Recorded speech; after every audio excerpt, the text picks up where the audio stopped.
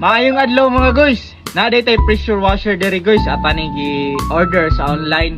And nana ko yung mga videos ani pag unboxing na ako.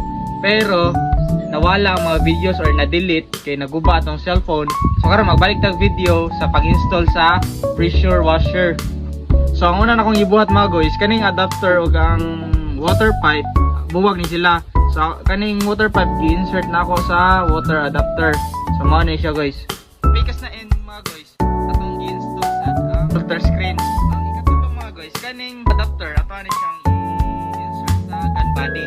So ang ikaapat na kong ibuhat mga guys, ako ang gi-install ang lengthen rod. Na-install na nato guys ang lengthen rod. Ang ikalima mga guys, kaning multi-function nga nozzle. Ikaw rin magpili mga guys kung asa ni mga preferred nga kuha sa tubig. So, tuyo po na ninimo mga guys. Nara na guys. Ana. Ang ikaw no mga guys, i-install na ta ang lithium battery. So, ang pag-install ni guys, i-press ra ninimo down and then i-insert nimo ni guys. Manay guys. I-order na to ni para ligoon si Dika or para limpyo sa iyahang ad. So nakaasad siya foam pot mga guys nga appeal. May charger for the lithium battery.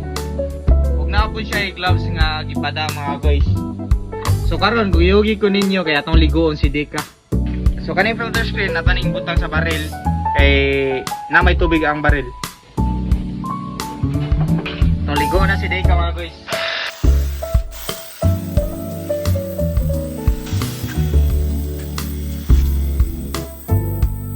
Karon guys, ato ang limpyuhan niyang alad mo guys.